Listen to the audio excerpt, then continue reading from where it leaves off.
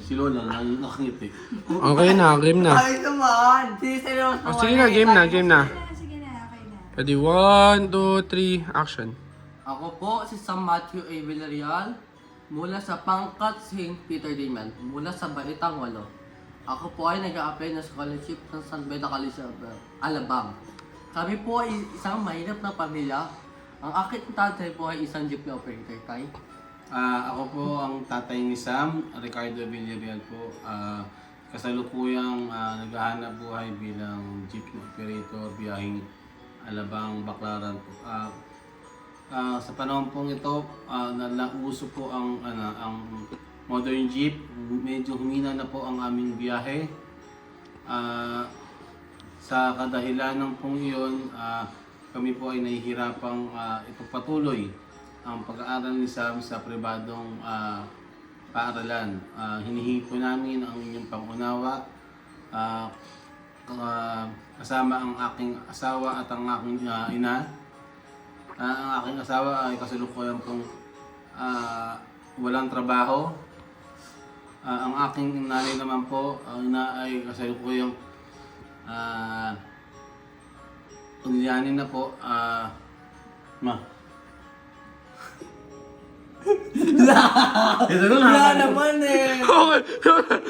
Okay, parang. Papakilala ka lang eh. Hindi, ulitin mo na yung sa yung pagpapakilala mo kay Lola. Wala, ito siya na 2017. Natuwa ko doon sa uyan. Hindi pa naman ako uyan. Sabi mo na ko yan, siya noong Malilimutin lang. Pero La! Hindi, pero Magpapanggap. kahit yung una sinabi mo, i-cut ko na lang yon. I-add ko na lang. Ipakilala mo ulit si Mami, tapos sunod si Yung ibibig ko yan. Maganda-ganda na. Ganyan na lang ako. Magpapakilala ka, sabihin po nga. Kailangan.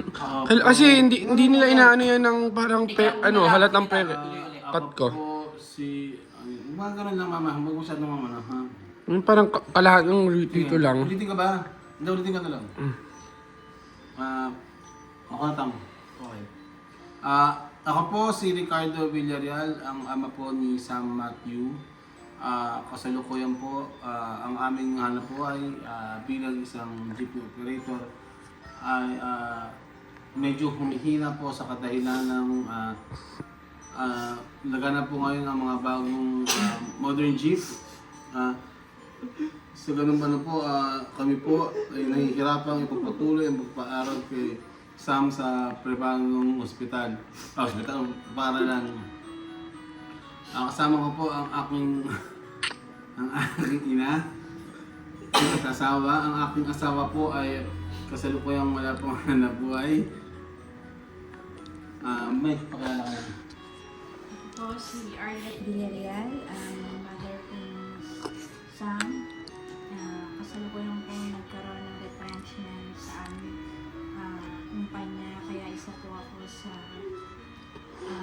natanggal o naalis po. Sa ngayon po, sa kasalukuyan po, wala po akong trabaho, umaasa lang po ako sa asawa ko.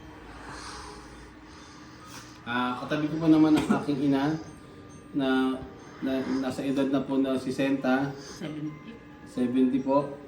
Siya po ay kasalukuyan nakakaranas ng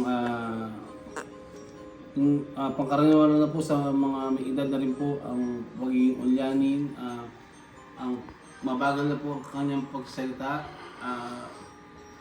Kasama po doon ay kailangan po ang tuloy-tuloy na gamutan. Pakalala ka. Ako po si Susana Villarreal, yung kanilang yung Cut ko lang. Kasi lang mo naman eh. Parang malusog niya. Alam mo naman Dapat, yan. La!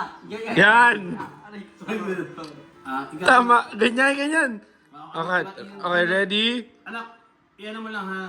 Yung kaysa dudok-dukto na lang ha. Okay, sige. Start na lang natin. Sige, iwan ko yung papakilala ko sana. Mm. Kasama ko po ang aking ina na nasa edad na pong 60. Siya po ngayon ay kasalukuyan nakakaranas po ng pangkaraniwang na po sa mga may edad. pagiging ulangin at pagiging mabagal na rin po ang kanyang pananalita. Ako po si Susana Villarreal, ang nanay nila ni apo ng mga bata.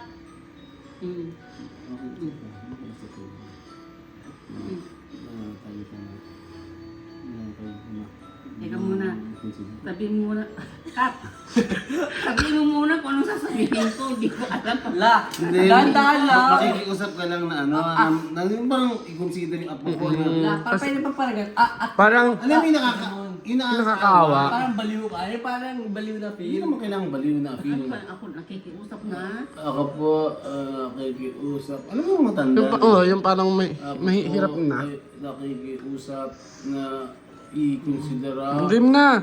Mamaya hindi pa makapasa to si Sam. Hindi, pwede daddy, direksyon ng lola. Dandahan mo lang. Ano, ito ba? O, sige na. Huwag mo sige lang. Parang... O, game. Ano yung mukha na ano? Ready? 1, 2, 3, playing na. Kasama ko po ang aking ina. Ang lola po ni Sam Matthew na nasa edad na po na 60.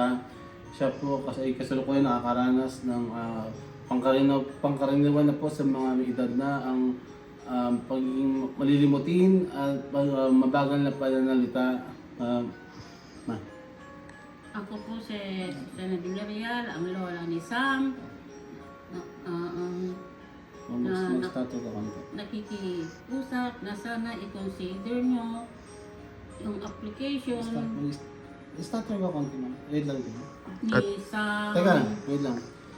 Ano yung stato? Yung parang utal lang. Yan. Ang hirap kumarte. Try mo lagi dito ng ganyan lagi. Akala nyo mahirap pa. Napapagod ako. Paulit-ulit ako eh. Sige na. Okay, go. Kasama ko po ang aking ina, ang lola po ni Sam Matthew na kasalukuyan pong nakakaranas ng pangaranawalan po sa mga edad, ang magiging makakalimutin at may ano na rin po sa kanyang pananalita. Ako po si Susana Villarreal, ang lola ni Sam. Sana i-consider nyo yung application ni Sam.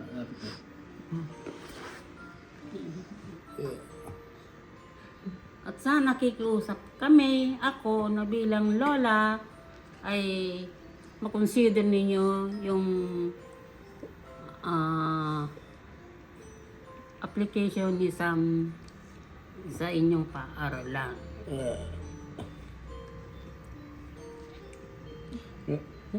Ngiwi konti. Ngiwi konti.